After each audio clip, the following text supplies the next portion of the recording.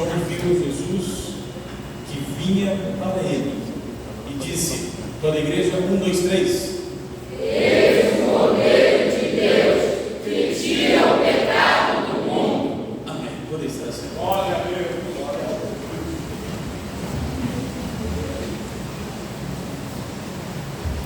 Eu duvido que alguém aqui nunca tenha feito a seguinte indagação: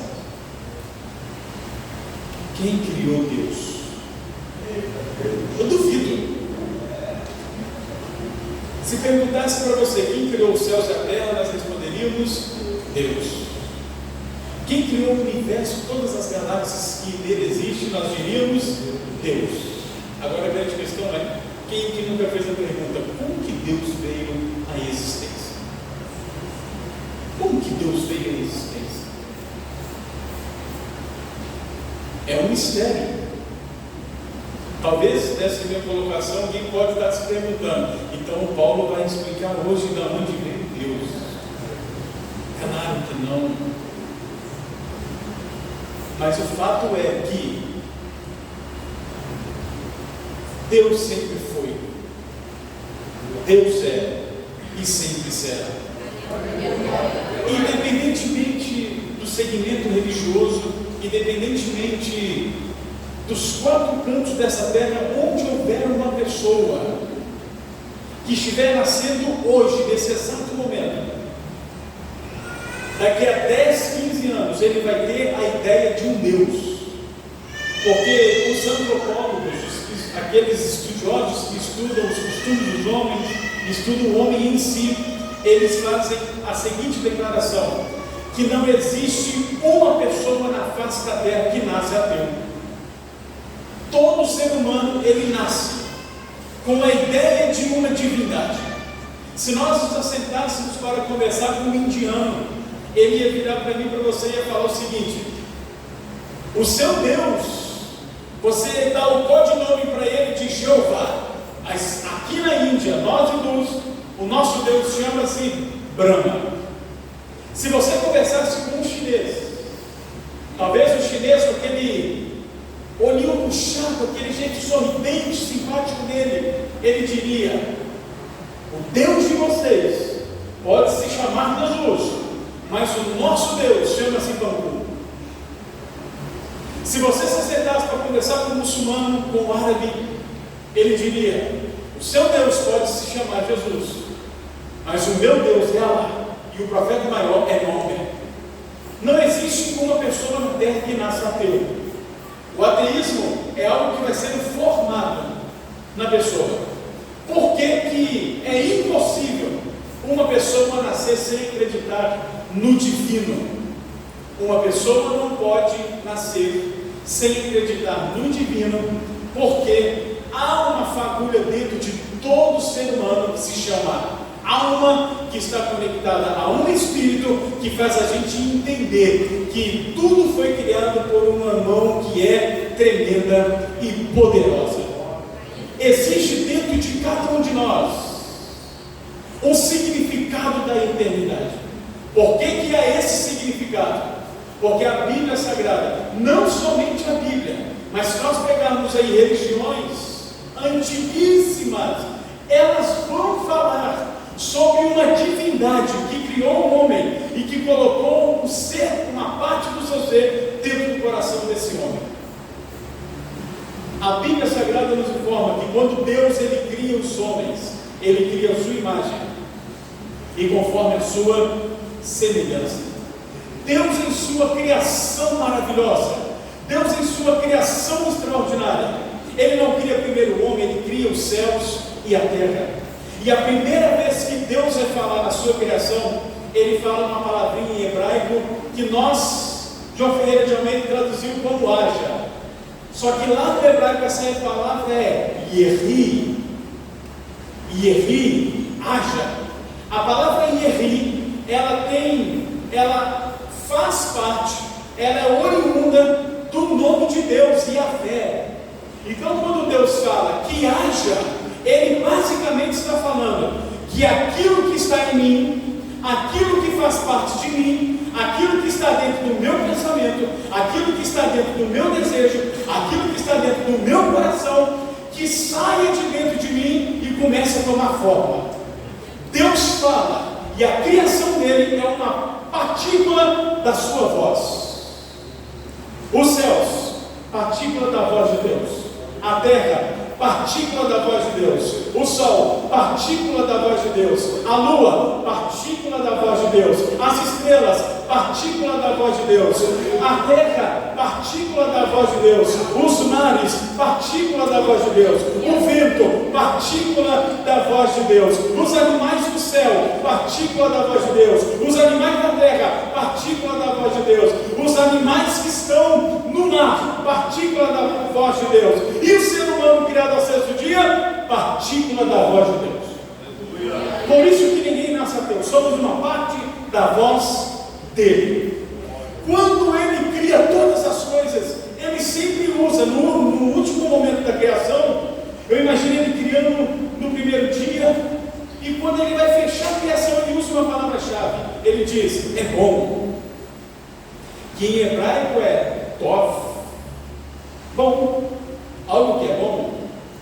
E ele cria no primeiro dia, palavra-chave final, tov, bom. Segundo dia, tov, bom. Terceiro, bom. Quarto, bom. Quinto, bom. Sexto dia, ele não fala tov.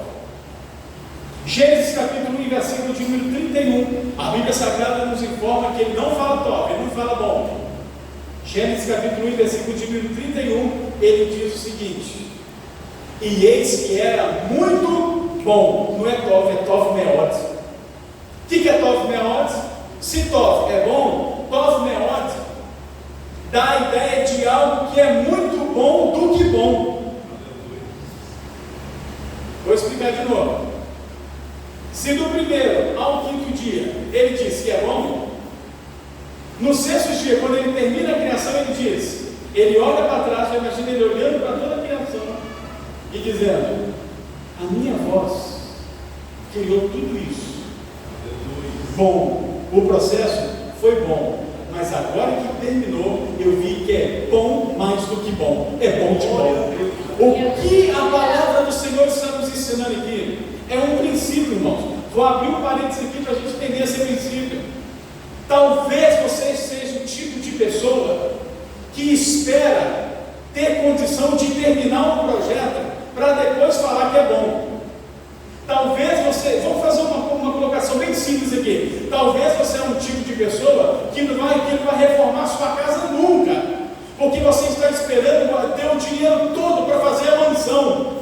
Mas olha o que a palavra do Senhor está me dizendo. No primeiro dia Deus criou uma partícula da sua palavra, e Ele diz, é bom, o processo é bom, mas quando terminar vai ser mais do que bom. O princípio do Senhor para nós é, viva os processos da sua vida, e quando você terminar um processo, olhe para o Senhor e diga, Senhor, obrigado, porque até aqui o que eu fiz foi bom, mas o dia que o Senhor der tudo o que eu preciso, será mais do que bom, Senhor. Mais do que bom. Ele cria tudo pela partícula da sua palavra. E qual é o nome do partícula dessa palavra? Logos. Logos.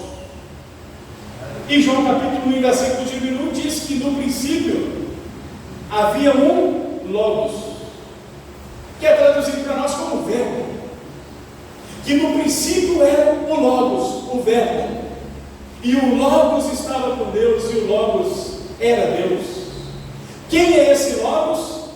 Jesus. Então, vamos fazer uma conexão aqui, não é escola dominical, mas vamos conectar aqui.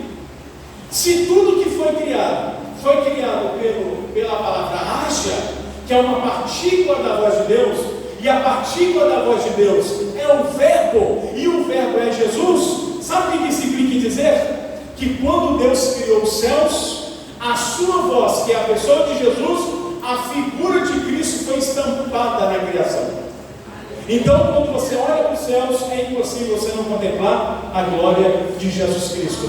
Quando você olha para o universo na sua complexidade, é impossível nós não olharmos a foto da pessoa do Senhor Jesus. Quando você olha para a natureza, coisa gloriosa, tão linda, é impossível você não ver a face de Jesus. E quando Deus olhava para o do homem, já que o homem era uma partícula da voz dele, era impossível Adão olhar para Eva, Eva olhar para Adão e não ver a face de Jesus Cristo. Só que aqui tem um problema: o homem pecou. Aquela imagem que Adão olhava em Eva e vice-versa, de uma imagem perfeita do Logos de Deus, de Cristo Jesus, borrou por causa do pecado. Só que mesmo assim, mesmo diante do pecado, Deus não tomou o domínio do homem de sobre a terra. Porque se nós analisarmos a Bíblia Sagrada, Deus, Ele deu a terra para os homens.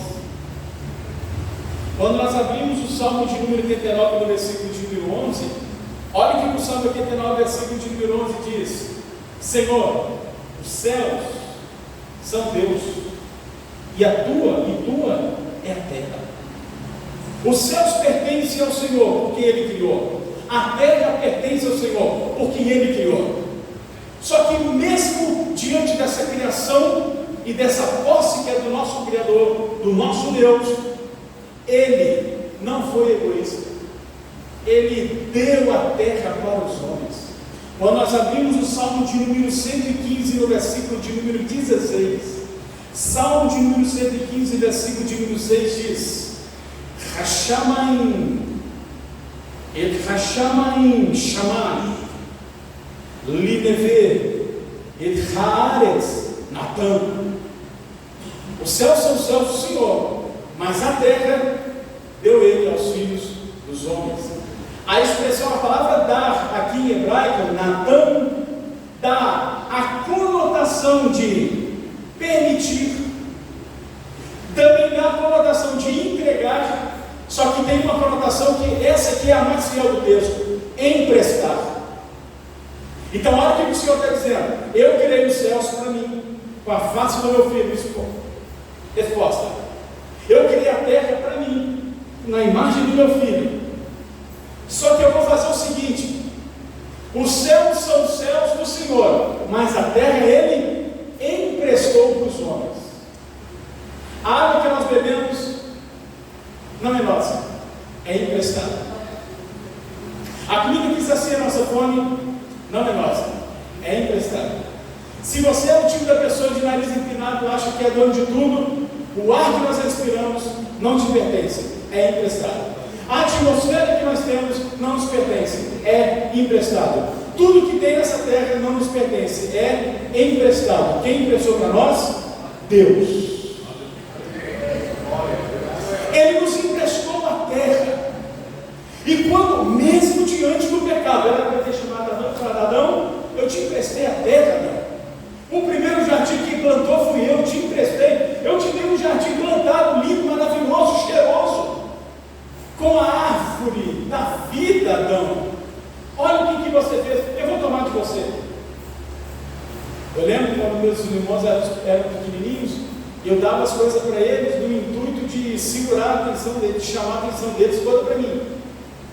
No afã de controlar eles, chegava para o meu irmão: ô Vinícius, vou te dar esse negócio aqui, toma aqui, eu sou seu amigo. Mas não entendeu, eu queria dominar ele. Quando ele pisava na bola comigo, o que eu fazia? Te dei aquele negócio aí, devolve agora.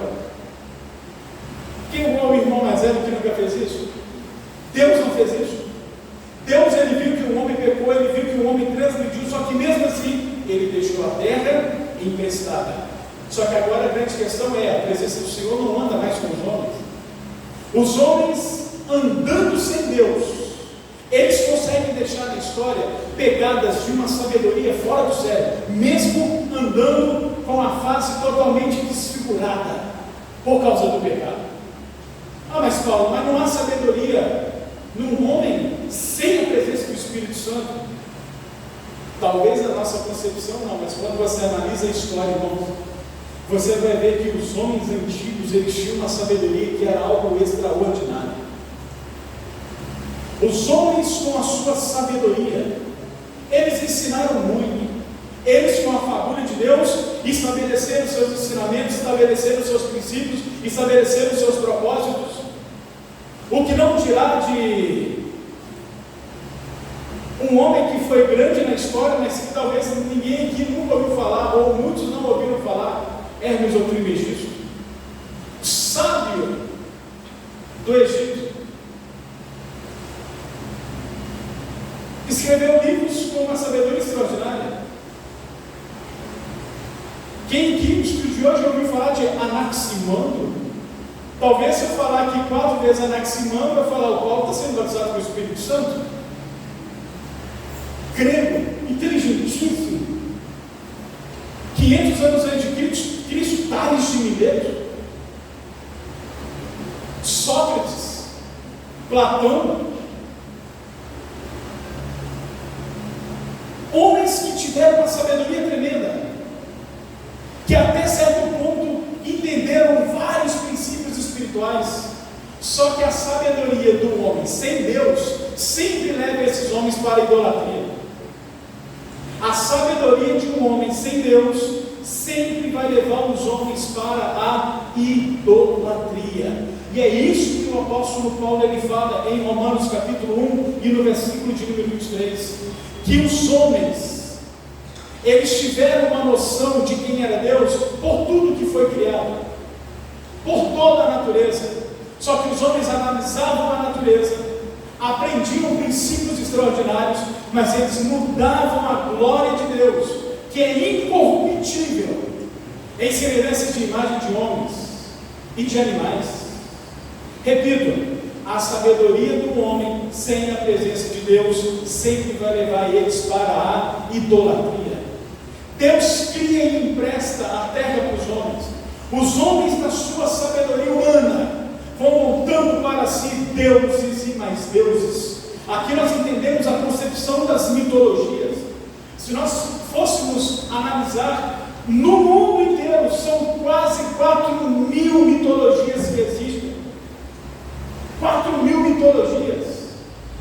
Para que serve uma mitologia? É para mentir para o homem? Claro que não. As mitologias foram criadas pelos homens no afã deles entenderem princípios da criação. Só que, ao invés de eles aprenderem os princípios, eles começaram a formar imagens de deuses para si. Não somente isso, mas os homens se perderam na sua sabedoria, e os homens também se perderam em seus próprios reinos. Quando nós abrimos Mateus capítulo 4, no versículo de número 8, o diabo leva Jesus até um alto monte, e ele diz o seguinte: olha, se prostrado me adorarem, eu darei a ti todos os reinos da terra. E eu imagino Jesus como criador de todas as coisas. Ele, não está escrito isso, mas eu imagino Jesus olhando para o diabo e falando: você é doido? Eu estava no princípio da criação. Quando Adão e Eva caíram, eu vi. Quando Caim matou Abel, eu vi. Eu vi que há 3.500 anos atrás, eu imagino Jesus dando uma aula de história para o diabo. Eu vi que há 3.500 anos atrás se levantou o primeiro império desse mundo, chamado o Império dos Sumérios. O Império dos Sumérios caiu por terra, veio o Império dos Acádios. Mas o reino dos Acádios também caiu por terra. Foi dominado pelo primeiro período do Império Babilônico, em 3.200 antes do meu nascimento. Mas eu vi o Império Babilônico cair uma vez. Do Império Babilônico veio o Império dos Íxios, mas eu também vi o reino dos Íxios cair. Quando o Império dos Íxios cai, o reino dos Íxios cai, Jesus, eu imagino ele falando para o diabo: eu vi o reino dos egípcios também se levantando com um grande império, só que o império dos egípcios eu humilhei lá no deserto com as pragas. Eu vi o Império da Babilônia se levantando novamente no ano 539, mas no ano 660 eu destruí. O reino da Babilônia caiu. Eu vi o Império Assírio se levantando, mas eu também vi o reino da Assíria caindo por terra. Eu vi o reino de Alexandre, o Magno, o grande, se levantando com um grande império na Macedônia, mas eu vi o reino da Macedônia também cair por terra. Eu vi o reino dos romanos se levantando no ano 46 antes de mim, Mas eu também vi no ano 476 o Império Romano caindo por terra. Agora você quer me oferecer o reino dos homens que é passageiro? Eu não quero que é passageiro. Eu já tenho um trono que é sempre eterno. O meu reino é eterno, jamais terá fim. Os homens e os seus pecados se afastaram de Deus, montaram as suas filosofias, montaram a sua sabedoria, mas transformaram as suas filosofias e sabedoria em pedaços de barro feitos pelas mãos dos homens. Os homens com a terra emprestada, eles tiveram a capacidade de montar reinos, só que todos esses reinos ruíram, e todos eles buscaram algo em comum: conhecer o divino, conhecer o eterno, poder se achegar ao eterno, poder falar com o eterno. Porque se tem uma coisa que é fato na história do mundo antigo, é que dificilmente você encontraria no mundo antigo alguém que negasse a existência de Deus. Os homens acreditavam em Deus, mas Deus era tão santo e puro que ele não podia falar com os homens pecadores. Até que lá na Galileia apareceu um que Isaías capítulo 53 profetizou sobre ele, que ele não tinha beleza nem formosura, não tinha nada nele que chamasse a nossa atenção. Nasceu numa pequena manjedoura, veio de Nazaré, lugar de gente indouta, de gente que não tinha relevância nenhuma.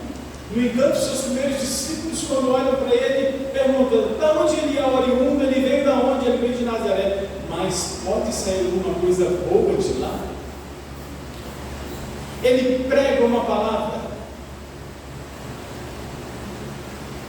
Diferentemente, talvez se hoje Jesus estivesse em carne, falando entre nós, a mensagem dele seria um escândalo para muitos de nós.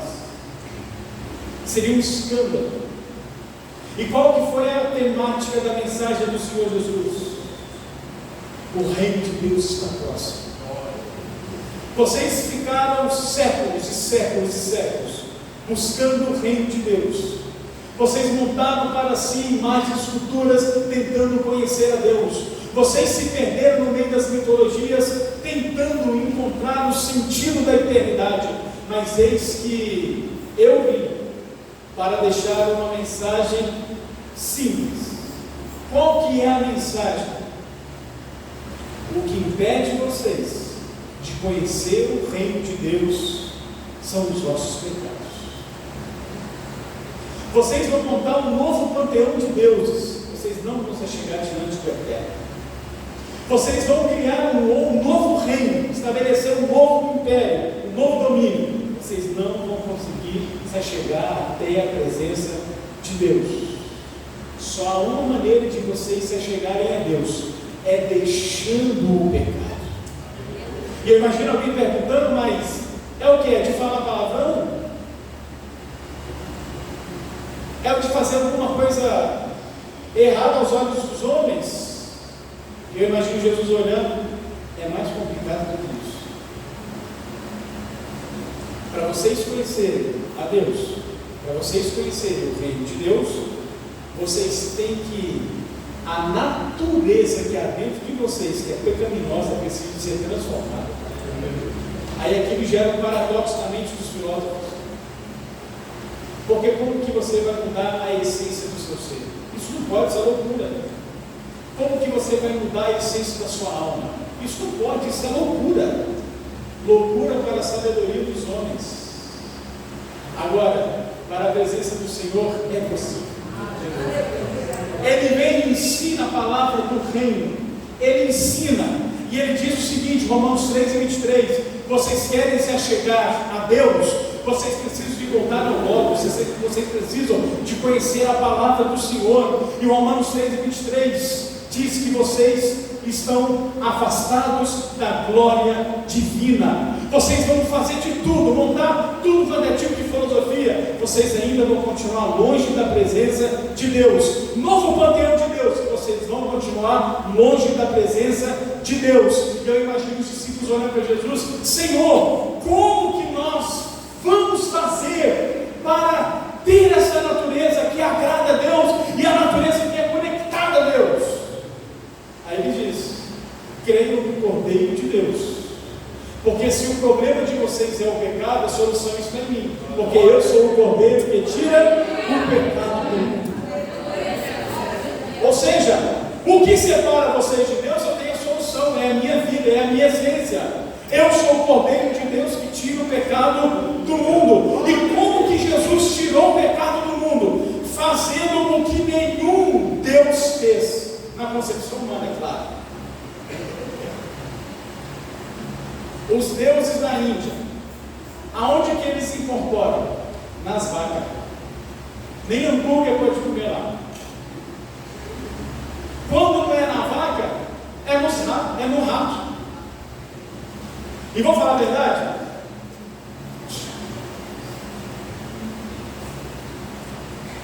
Vamos para o Deus dos chineses. Aonde que ele incorpora? Numa árvore,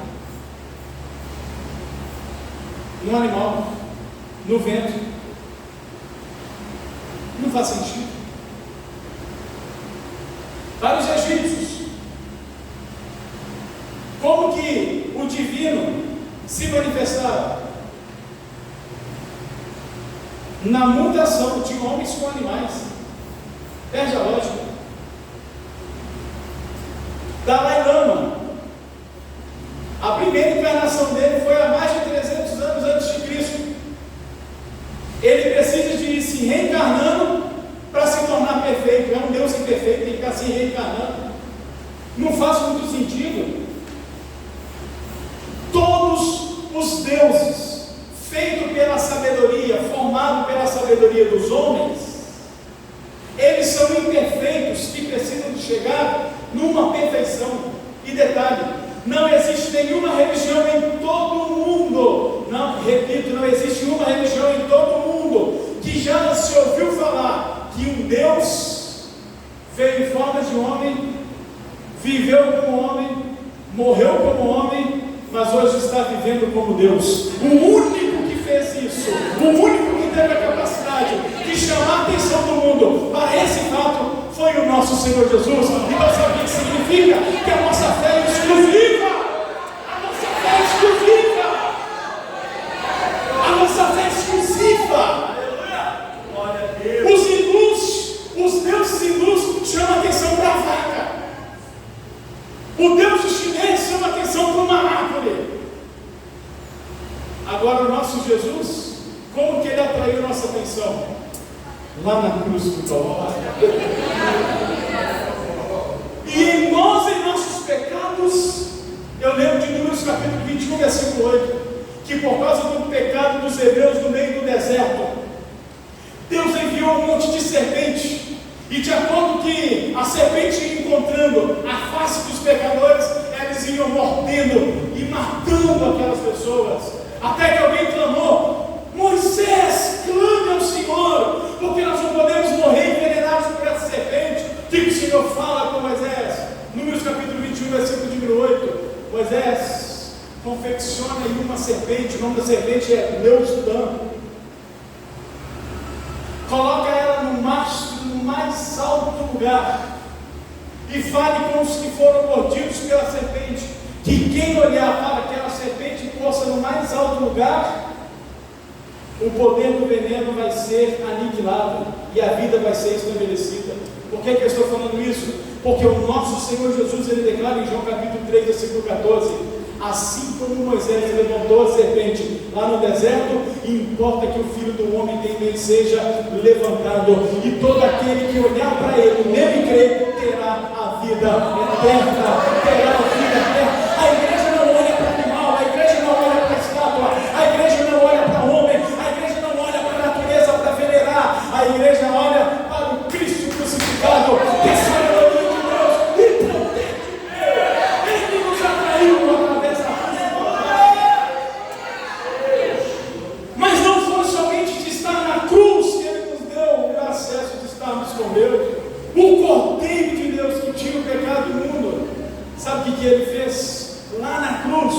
Ele mostrou para nós o verdadeiro sentido de graça.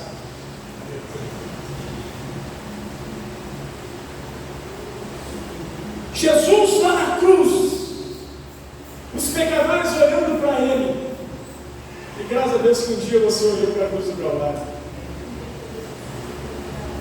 Até estarmos diante da cruz não entendíamos o conceito de graça, porque nós achávamos que no bebo, no fumo, no roubo, no mato, não maltrato meu pai, não bato com minha mãe, está bom demais, eu vou para o céu. Só que diante da cruz nós olhamos para Ele e percebemos que a nossa justiça diante dele não serve para nada.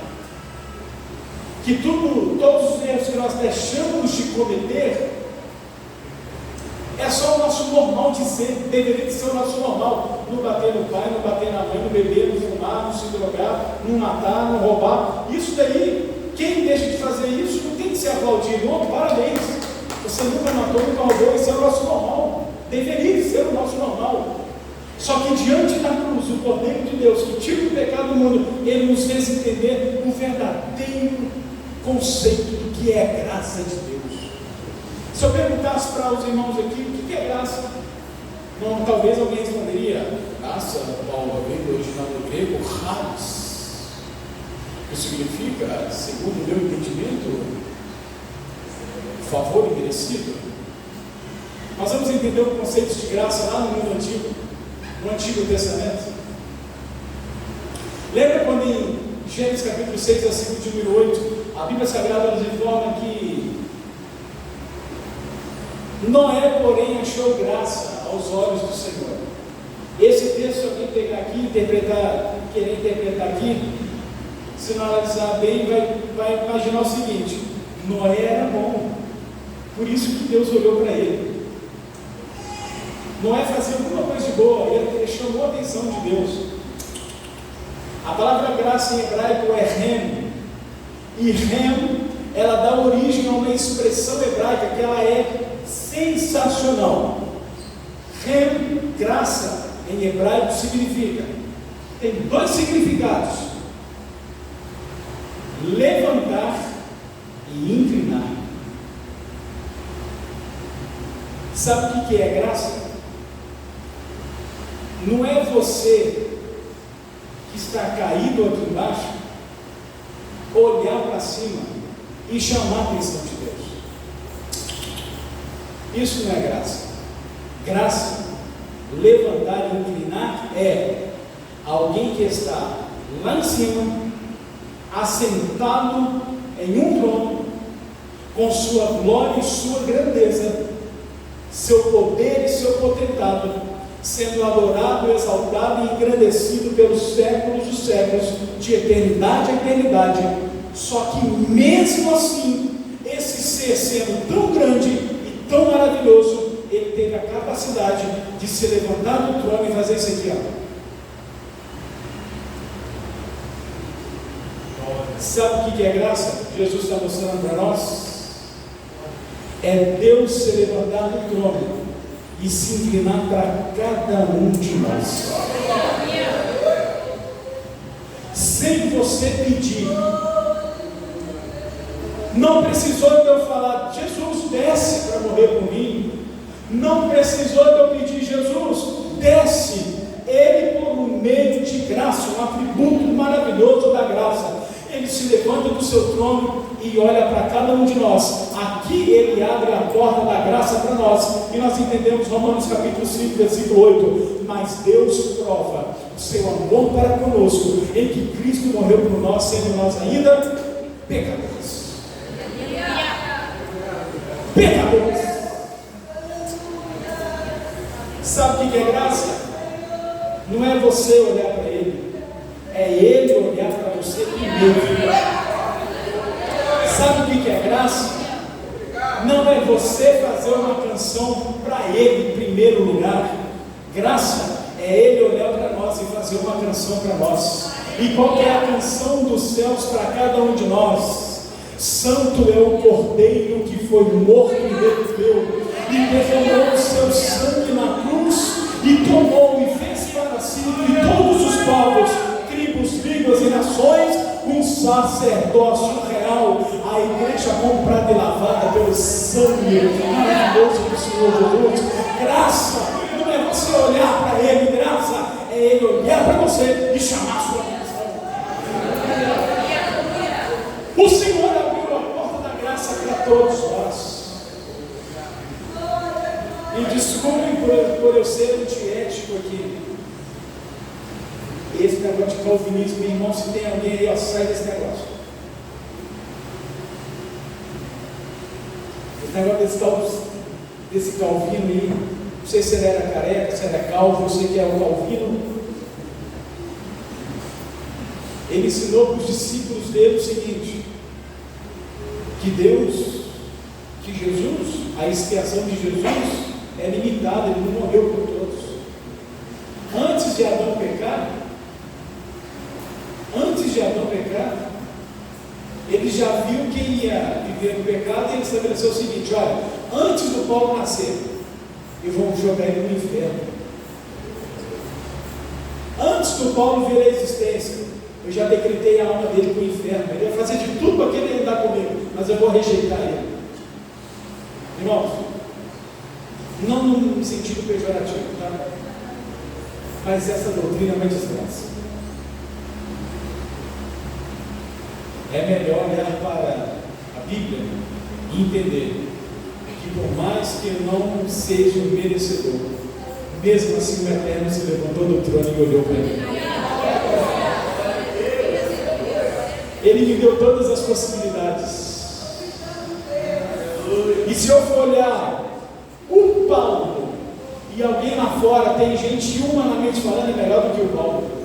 Então, se ele deu as possibilidades para o Paulo, miserável e pecador, tem um lá fora que é gente boa, por que ele não daria as possibilidades também? As portas da graça estão abertas para todos nós. Jesus é o Cordeiro de Deus que tira o pecado do mundo. Você tem dúvida disso? Ele veio, nos mostrou o que é a graça. Pela graça, nos achegamos a Deus. E eu acho lindo e extraordinário uma frase de John Wesley, que ele diz: Deus é santo, Deus é puro, só que Ele pode aceitar pecadores na presença dEle, porque a única forma de um pecador deixar os seus pecados é estando mais perto da presença do Senhor Jesus. Irmão, vou deixar aqui um conselho para mim e para você.